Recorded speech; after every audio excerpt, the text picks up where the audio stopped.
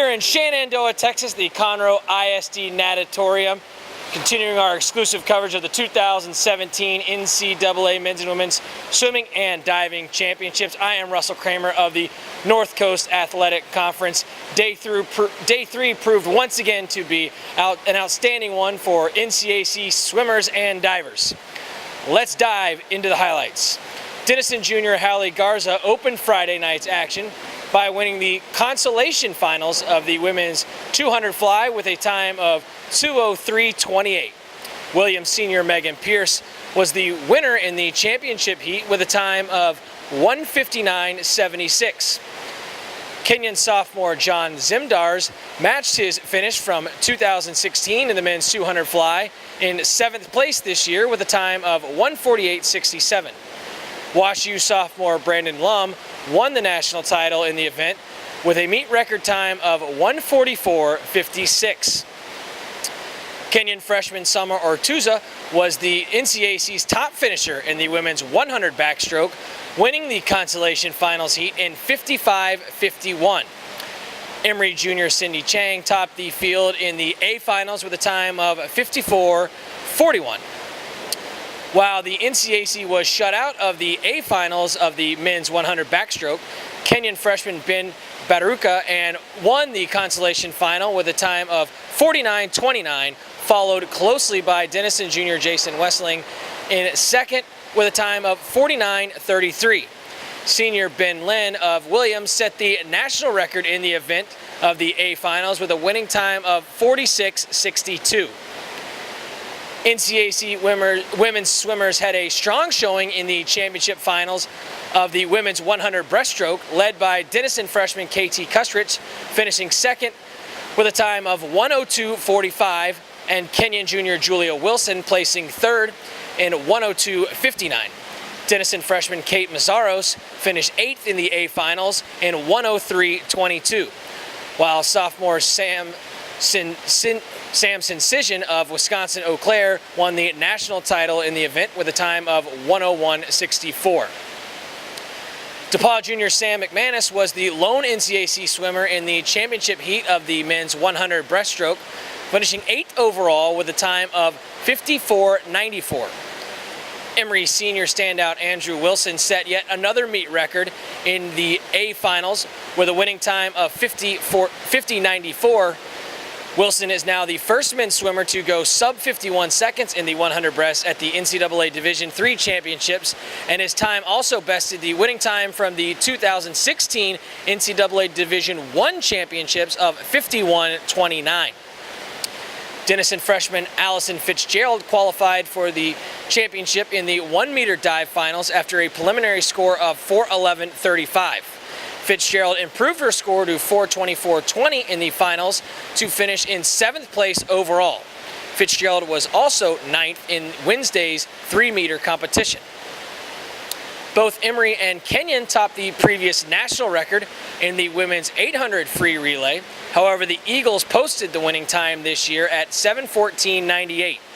The ladies' team that hit the wall in 7:15.08 included freshman Julia Green, sophomore Delaney Ambrosen, sophomore Hannah Orbach Mandel, and sophomore Abby Wilson.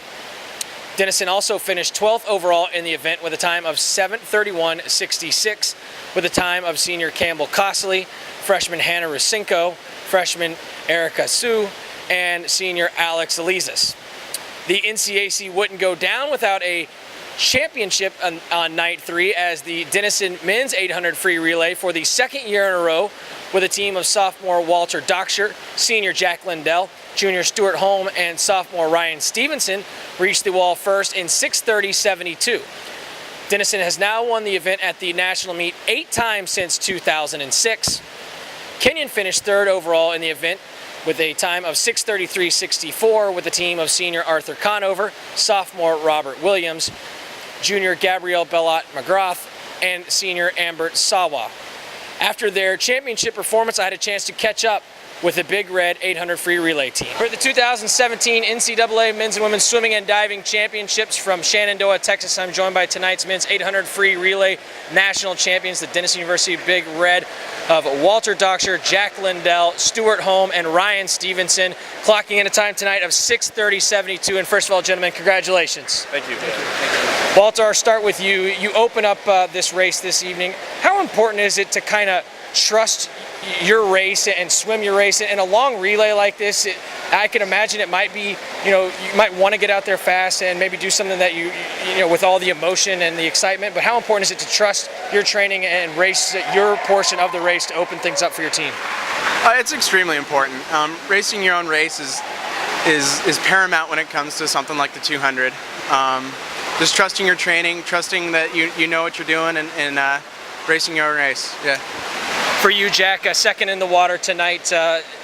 This is the first time that this relay has repeated since 2011 and 12. How important was it for this group, for you four gentlemen, to try and come out here and repeat this evening? You were on the team a year ago, and to close out night 3 in the way you did, how important was that for this group? It kind of boils down to one simple word: momentum. Just going into tomorrow, we got a big day tomorrow, some good races. Hopefully that pumped everyone else up on the team, not just us four. And so I think going into tomorrow, we just got a good roll going. Stuart, particularly that last 75 to me stood out in your 200 tonight in your portion of the relay. Take me through it. You were able to get your team into the lead. It was an electric sort of moment and atmosphere to close out this evening. How did you feel about your leg? I was thrilled with that. I've been swimming pretty lackluster up until now, and so it was great getting to rally and close in for a relay that was that important for this team, especially leading into day 3, and like Jack said, building that momentum into the last day of the meet.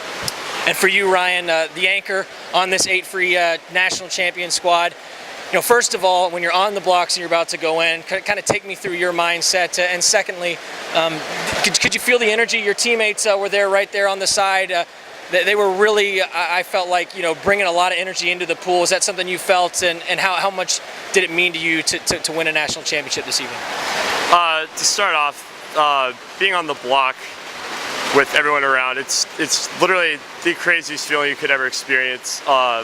You can really feel the energy like coursing through your body. Definitely a lot of nerves, but you're swimming with brothers that you train in and day out, and that makes the whole experience a lot easier. And you know that you can trust them, you know that they can trust you.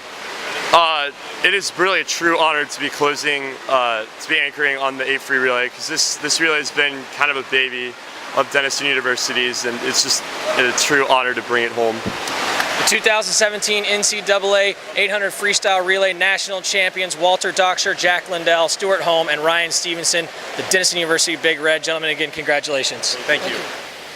Closing out day 3 through 29 events in Texas, NCAC student athletes have collected 4 national titles, 44 All-American performances, and 32 additional honorable mention All-American efforts. Finally, let's take a look at the standings heading into the final day of competition. First on the women's side. Emory has built a commanding 471.5 to 327 edge over Williams after the first 3 days of competition, followed by Kenyon in third with 270 points, Denison in fourth with 234 points, and MIT in fifth with 141 total points. DePaul now sits in a 4-way tie for 33rd with 13 total points. On the men's side, Emory holds the lead with 325 points, followed by Kenyon with 278.5 points, Johns Hopkins in third with 250, and Denison with 243 points in fourth, while Wash U and Williams are tied for fifth with 179 points each. The DePaul men currently sit in a tie for 36 with Case with 11 points each. That will conclude Friday's exclusive coverage of the 2017 Division III NCAA Swimming and Diving National Championships. The national meet continues through Saturday evening at the Conroe ISD Natatorium in Texas, with prelim sessions beginning each morning at 10 a.m. and final sessions starting nightly at 6 p.m. As always, be sure to log on to our website, www.northcoast.org, for the latest conference updates, and follow us on Twitter and Instagram at NCAC for behind-the-scenes coverage at the national meet. Again, I am Russell Kramer of the NCAC office. We hope you have enjoyed our coverage, and thanks for watching.